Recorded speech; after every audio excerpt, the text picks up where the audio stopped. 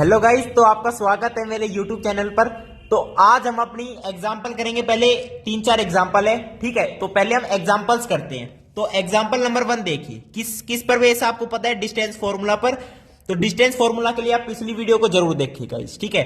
तो example number 1 क्या कह रहे हैं हमसे, डू द पॉइंट्स। आपको पॉइंट्स दे रखे हैं, कौन कौन से पॉइंट दे रखे हैं, 3,2 -2, माइनस का 3 और आपको दे रखा है एक 2,3। कह रहा है ये जो 3 पॉइंट्स आपको दे रहा हूं मैं, do the points these form a triangle. हमें ये पता करना है कि ये जो पॉइंट्स है ये ट्राइंगल को फॉर्म कर रहे हैं नहीं।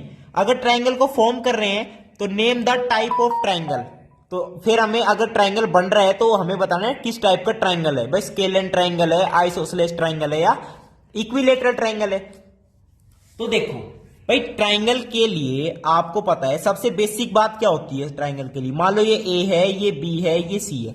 सबसे बेसिक बात, अगर ट्राइंगल ये कोऑर्डिनेट्स अगर ये फॉर्म कर रहे हैं ना, if these coordinates form a triangle, तो what is the basic common sense की थिंग क्या है कि A B plus B C is always greater than A C, या फिर कह सकते हो B C plus A C is always greater than A B, या फिर कह सकते हो A C plus B C is always greater than A B. ये तो हम लिख ही चुके हैं, इसको दोबारा लिखने की कोई जरूरत नहीं। तो मैं कह रहा हूं किसी भी दो साइड का सम हमेशा तीसरी साइड से बड़ा होगा, या फिर एक और चीज से कहते हैं हम इसी को कि किसी भी दो साइड का जो डिफरेंस है वो हमेशा लेस होगा दूसरी से। इसको इस वे में भी कह सकते हैं, ठीक है। तो ये बेसिक बात थी। अब यहां पे हम मान लो, अगर मैं इसे ए के कोऑर्डिनेट्स मान लूं, इसको बी के कोऑर्डिनेट्स मान लूं, इनको सी के कोऑर्डिनेट्स मान लूं। अब हमें नहीं पता ये ट्रायंगल बना रहा है नहीं, हम चेक करेंगे। कैसे चेक करेंगे, हम डिस्टेंस फाइंड आउट कर लेते हैं। ए बी का डिस्टेंस निकालते हैं। भाई डिस्टेंस फॉर्मूला से ए बी क्या होगा, root under x2 minus x1, -2 -3 तो -5 का square, plus y2 minus y1, -3 -2 तो माइनस का 5 का स्क्वायर। तो माइनस का स्क्वायर तो ऑब्वियसली प्लस होता है, तो ये कितना आ जाएगा, 5 स्क्वायर इज 25 प्लस 25 50 इज उसका रूट है तो 5√2। तो ए बी की जो आपकी लेंथ आ गई वो आ गई 5√2, ठीक है। अब देखो, अब बीसी निकाल लेते हैं ऐसे ही सेम टू सेम करके। बीसी निकालोगे क्या आ जाएगा, x2 माइनस x1 4 का square, 16 plus y2 minus y1 is 6 का स्क्वायर तो 36। 16 प्लस 36 कितना होता है भाई, 52, रूट 52 तो 13 चौकू 52 तो 2√13। ये क्या आ गई, बीसी की लेंथ आ गई। ऐसे ही एसी निकाल लो।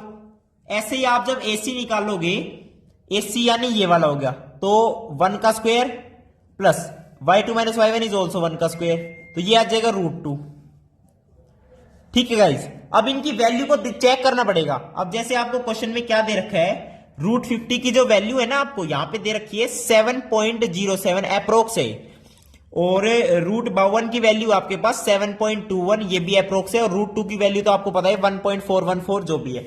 अब देखो इसके अंदर दिस प्लस दिस करके देखो, 7 प्लस 7 तो obviously 14 which is greater than this, या 7 प्लस 1 करो 8 यानी ये भी इससे बड़ा है, या 7 प्लस 1 करो 8 ये भी इससे बड़ा है। तो यहां पर ये ट्राइंगल को फॉर्म कर देगा। अब ट्राइंगल को फॉर्म भी कर रहे हैं, अब किस टाइप का ट्राइंगल है ये कैसे बताओगे, भाई एक साइड की लेंथ है 7.07, एक साइड की लेंथ है 7.21, एक साइड की लेंथ है 1.414। Obviously all side lengths are different, तो this is a type of triangle which is scalene triangle। बस स्केलन ट्राइंगल वही होता है ना जिसकी तीनों साइड डिफरेंट हो। तो यही आपका मेन एग्जांपल था, फर्स्ट एग्जांपल, जिसके अंदर डिस्टेंस फॉर्मूला आपको अप्लाई करना था। तो एग्जांपल नंबर 2 देखते हैं हम। एग्जांपल नंबर 2 देखिए क्या है। एग्जांपल नंबर 2 में क्या कह रहा है, एग्जांपल नंबर 2 देखिए। अब यहां पे 4 पॉइंट्स गिवन है, 1,7 4,2 -1, -1 और -4,4। हाँ, तो ये कह रहा है show that the points are the vertices of a square, show that the points are vertices of a square.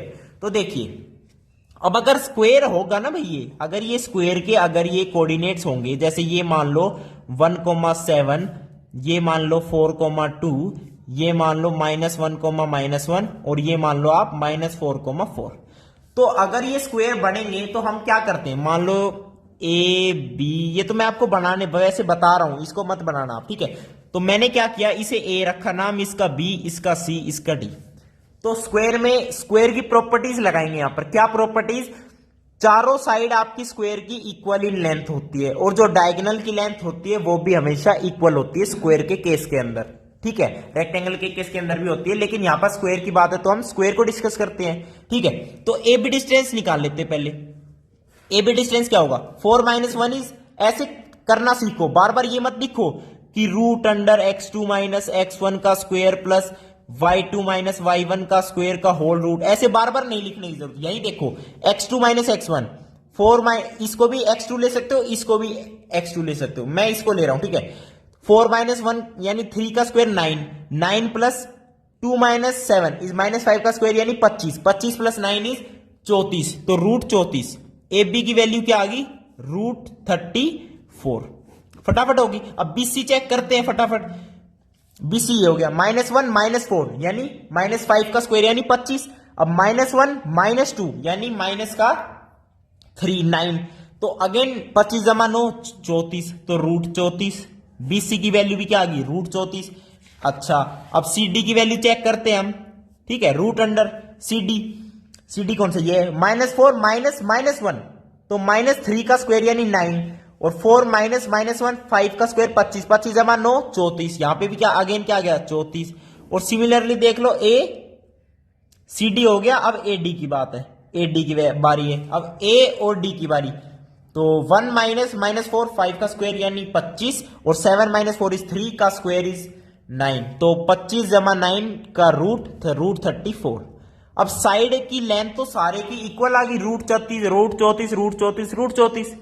अब डायगोनल की भी बात कर लेते हैं, क्योंकि साइड से फर्क नहीं पड़ता भाई, साइड चारों अगर इक्वल है ना तो रोम्बस भी बन सकता है, लेकिन स्क्वायर तो तभी बन पाएगा जब डायगोनल्स की लेंथ भी इक्वल हो, ठीक है गाइस। तो अब डायगोनल की हमें लेंथ चेक करनी पड़ेगी। अब डायगोनल कौन कौन से हैं, AC और BD, AC और BD are, AC and BD are diagonals, AC and BD are diagonals.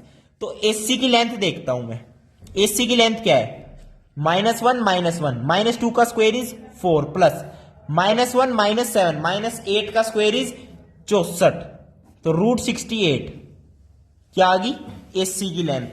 अब BD यानी सेकंड डायगोनल की लेंथ देखते हैं, रूट अंडर 4 - -4 यानी 8 का स्क्वायर अगेन 64 जमा 2 - 4 इज -2 का स्क्वायर यानी 4, तो ये भी क्या आ गई √68। तो देखो डायगोनल की लेंथ इक्वल आ चुकी है हमारे पास और चारों साइड भी इक्वल आ गई, hence it is these are the vertices of a square, यही आपको बताना था। अब एग्जांपल नंबर 3 देखिए आपका क्या कह रहे हैं। एग्जांपल नंबर 3 देखते हैं हम। एग्जांपल नंबर 3 देखिए, एग्जांपल नंबर आपका 3, इसमें क्या कह रहा है, फिगर आपको गिवन है, shows the arrangement of desk in a classroom, ठीक है। Ashmika, Bharti and Kamela are seated at this and this respectively, do you think they are seated in a line. अच्छा देखिए भाई, क्वाड्रेंट का सिस्टम है, ऐसी कोई बात नहीं है। तो अश्मिका एक ए नाम की लड़की है, वो ए पॉइंट है यानी आपका 3,1 है।